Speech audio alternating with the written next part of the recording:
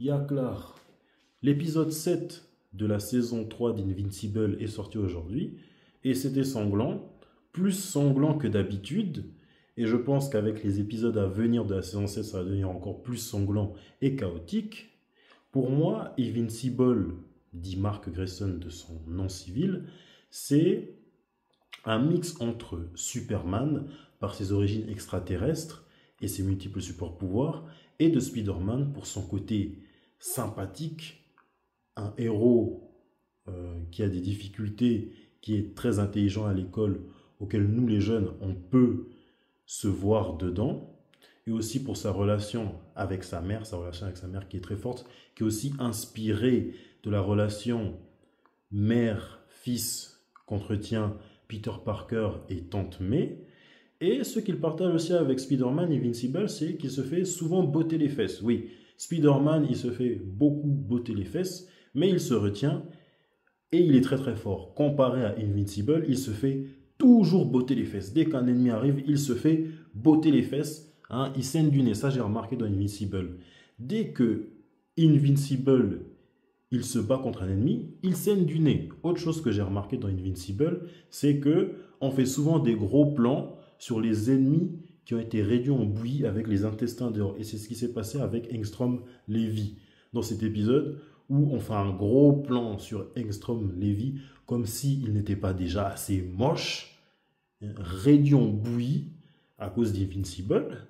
Et lorsque les clones, enfin les variants d'Invincible arrivent, celui-là avec la crête, non, c'est pas celui avec la crête, ses acolytes ont pensé que Mark c'était un méchant, ils l'ont tabassé et il s'est laissé faire. Il y en a un autre! On doit arrêter ces enfoirés avant qu'il soit trop tard! Right! Kipta! C'est moi! Arrêtez!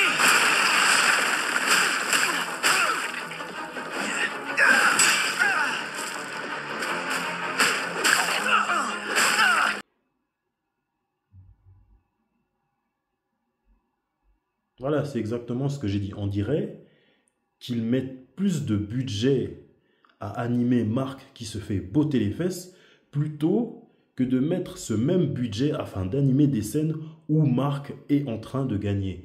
Après, ce que j'ai aimé, c'est qu'il y avait des multiples références que je vais citer maintenant. Pour bien commencer, Darkwing qui se fait de nouveau briser le tibia, la première fois par Nolan et la deuxième fois par un variant de Mark.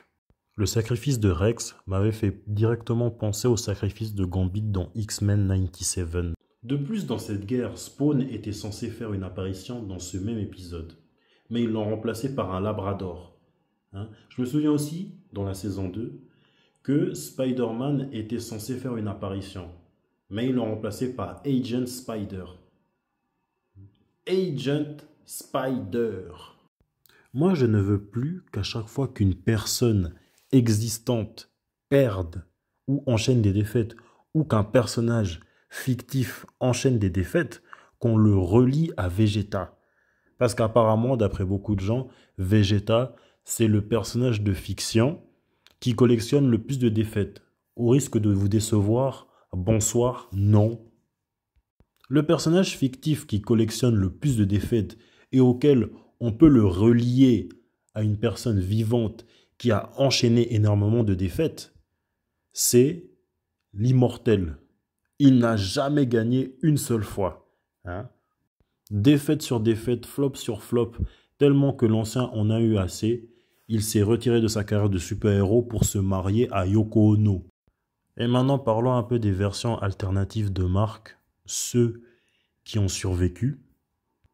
No Google Sibyl, on dirait que je parle arabe, c'est celui qui a décimé pour la deuxième fois les gardiens du globe et qui a cassé pour la deuxième fois la cheville de Darkwing. Il est fou, hein? Et les blagues morbides qu'il fait, que je mette en français ou en anglais, je rigole. Ce mec, il est fou.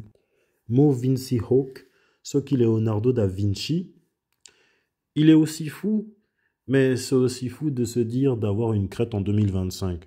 Lui, je sais que dans le comics, il va crever dans d'atroces souffrances. Hood Vincible, peut-être qu'il vient d'un bendo à Atlanta, ou peut-être que c'est qu'une vulgaire parodie de Grifter dans DC Comics. Cape Vincible, quel incapable, hein. il se bat contre une personne non-voyante, il n'arrive même pas à gagner. Light Blue Invincible, il s'est battu contre son ennemi et son ennemi a terminé éventré les intestins à l'air. Strap Vincible, l'extraterrestre raciste. Tiens donc, une deuxième calamité de l'espace après Freezer. Moi qui pensais que Freezer, c'était l'extraterrestre raciste originel.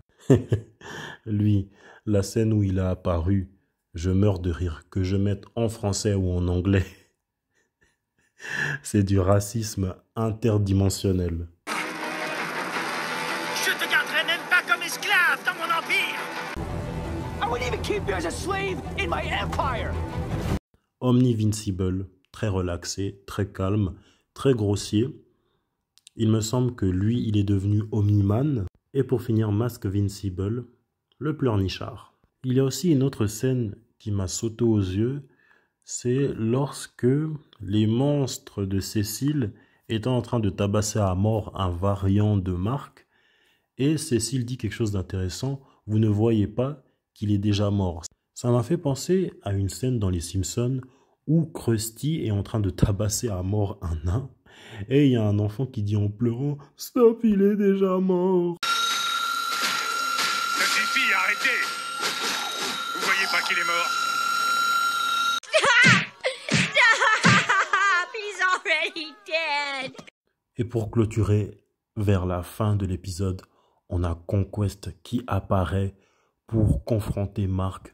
Conquest doublé par le génialissime Jeffrey Dean Morgan. Oui, tous les Jeffrey sont talentueux. Je me mets aussi dedans. Jeffrey Dean Morgan, il est tout à fait incroyable. À chaque fois qu'il apparaît dans une œuvre tirée d'un comics qui parodie les super-héros de DC Comics et de Marvel, il incarne un personnage sadique et sombre. Dans The Boys, il apparaît en tant que Joe Kessler. Joe Kessler est un ancien ami de Billy Butcher qui est décédé. Cependant, Billy Butcher, ayant trop pris de composés V, il se met à avoir des hallucinations et voit Joe Kessler à ses côtés. Joe Kessler, il est censé guider Billy Butcher du côté obscur. Il est l'ange de gauche, l'avocat du diable.